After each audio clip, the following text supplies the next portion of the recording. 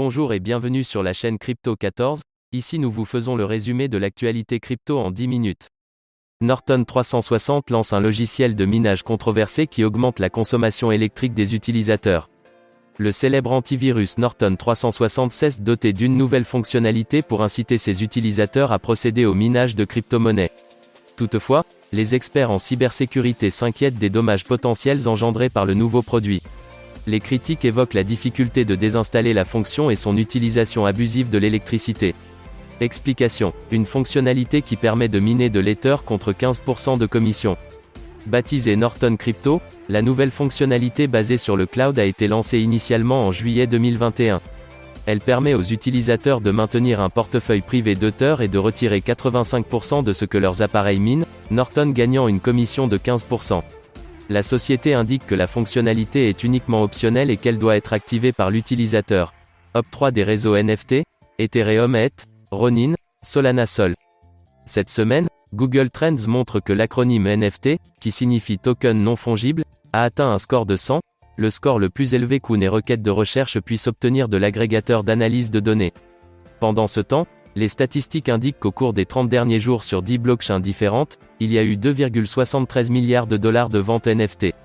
Le volume mensuel de tokens atteint près de 3 milliards de dollars de ventes, Axie Infinity, Clonex, MAYC Salrein.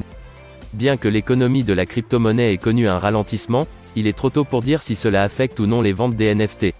Cependant, les statistiques mensuelles montrent que sur 10 réseaux de blockchains différents, dont Ethereum, Ronin, Solana, Flow, Polygon, etc. il y a eu 2,73 milliards de dollars de ventes NFT.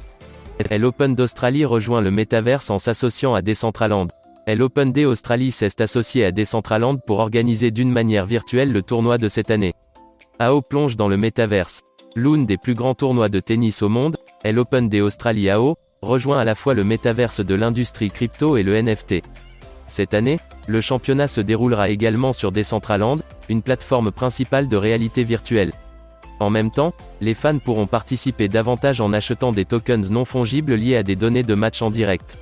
Alors que les cas de souche Omicron se multiplient en Australie, les organisateurs de l'Open Day Australie ont décidé d'accorder un accès plus large aux spectateurs internationaux et même aux locaux qui souhaitent assister au match en personne. Prendre la tête de l'innovation. Ainsi, le tournoi se déroulera également sur Decentraland. ADA Land, la défie bientôt sur Cardano ADA.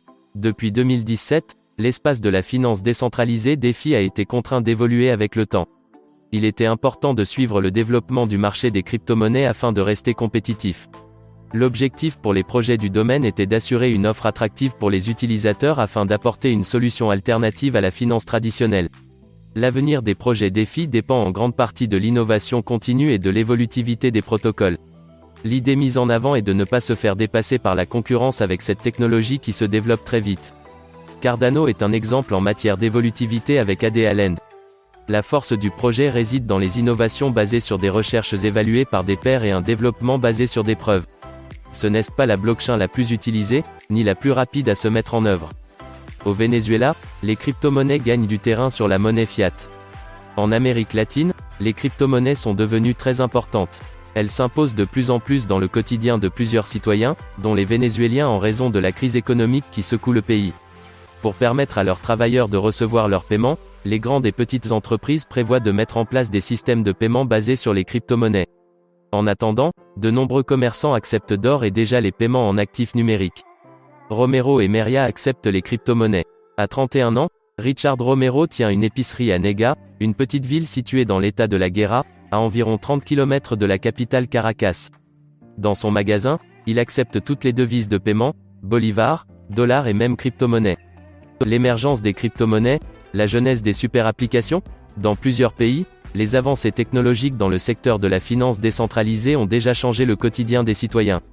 Et dans ces pays, les populations bénéficient de plus de flexibilité pour la réalisation de certaines tâches au quotidien. En revanche, aux États-Unis, tout semble tarder, mais plus pour très longtemps.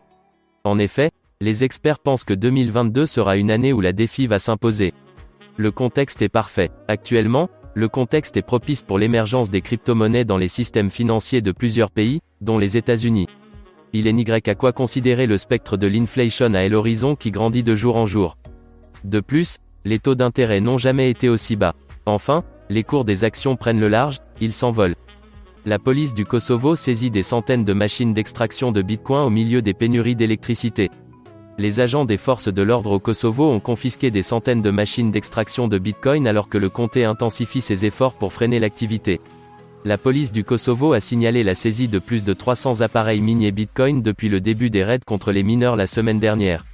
Le 6 janvier, la police a déclaré avoir confisqué 67 appareils miniers susceptibles d'être utilisés pour la production de crypto-monnaies lors d'un raid dans la ville de Mitrovica Sud.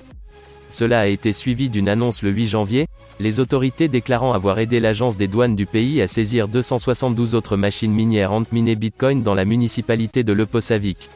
Une personne a été arrêtée lors du raid, selon la police. Découvrez Harmony One avec l'exchange Lightbit. En ces temps plutôt moroses sur le marché crypto, certains préfèrent voir le bon côté des choses.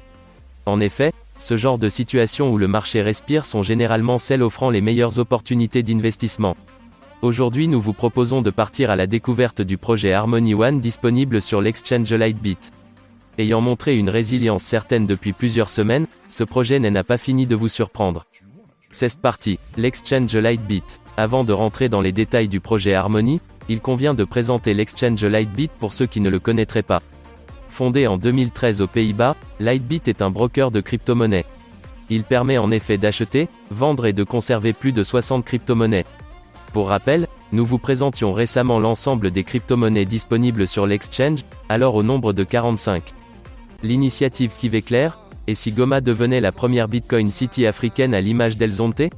Au lendemain de la récente éruption volcanique dans la ville de Goma, une ville située à l'est de la République démocratique du Congo, une torche Lightning avait été lancée sur le Twitter de Gloire Wanza-Valer, bitcoiner et fondateur du média africain Chinglob, afin de venir en aide aux sinistrés de l'éruption volcanique. L'initiative avait permis de collecter dans toute la communauté près de 3 millions de satoshi qui avaient permis de venir en aide à une douzaine de sinistrés et de les éduquer à propos du Bitcoin. Face à cette ampleur et dans l'idée de pérenniser l'œuvre et contribuer à la sainte démocratisation du Bitcoin, Chinglob et ses collaborateurs ont décidé d'étendre l'initiative. Bitcoin BTC, Sake attaqué par les Bitcoin lovers pour avoir interviewé Dufresne. Une vidéo de Blast dans laquelle Salomé Sake interroge le haut fonctionnaire Nicolas Dufresne sur une éventuelle interdiction du Bitcoin était à l'origine d'une polémique. Mis en ligne sur le réseau social YouTube le 21 décembre dernier, l'émission affiche à l'heure de la rédaction de cet article quelques 92 900 vues et environ 2278 commentaires, dont une grande partie d'entre eux fustigeaient les intervenants. Zoom. Profilage des intervenants. Pour mieux comprendre les enjeux de ce débat, nous avons intérêt à connaître Salomé Sake et Nicolas Dufresne. Salomé Sake, journaliste spécialiste de l'économie et la politique, Salomé Sake a travaillé pour le compte de Monde Diplomatique et de France 24 avant d'intégrer Blast France, Arte et LCP. Elle Open d'Australie rejoint le Metaverse en s'associant à Decentraland. Elle Open Day Australie s'est associée à Decentraland pour organiser d'une manière virtuelle le tournoi de cette année. AO plonge dans le Metaverse. L'une des plus grands tournois de tennis au monde, Elle Open Day Australie AO, rejoint à la fois le Metaverse de l'industrie crypto et le NFT. Cette année, le championnat se déroulera également sur Decentraland, une plateforme principale de réalité virtuelle. En même temps, les fans pourront participer davantage en achetant des tokens non fongibles liés à des données de match en direct. Alors que les cas de souche Omicron se multiplient en Australie, les organisateurs de Elle Open Day Australie ont décidé d'accorder un accès plus large aux spectateurs internationaux et même aux locaux qui souhaitent assister au match en personne. Prendre la tête de l'innovation. Ainsi, le tournoi se déroulera également sur Decentraland. Bitfinex avis 2022, broker fiable pour acheter des crypto-monnaies? Bitfinex est un des principaux exchanges de crypto-monnaies disponibles sur le marché. Il est également très prisé par les traders en ligne. La plateforme est souvent habituée à certains des plus grands volumes d'échanges quotidiens du secteur. Dans la plupart des cas, Bitfinex est mieux adapté aux traders plus expérimentés, en raison de ses outils de trading avancés. Alors, fiable ou pas pour acheter des crypto-monnaies? Découvrez les avis sur Bitfinex. Qui est Bitfinex? Bitfinex est une plateforme de négociation d'actifs numériques offrant des services de pointe pour les traders de devises numériques et les fournisseurs de liquidités mondiaux. Depuis 2012, Bitfinex fait partie des premières plateformes professionnelles créées pour répondre à l'intérêt croissant pour le trading de crypto-monnaies. Voilà, c'est tout pour ce résumé des actualités. Si tu as aimé, like, commente et abonne-toi pour recevoir nos prochains épisodes et à bientôt pour une prochaine vidéo.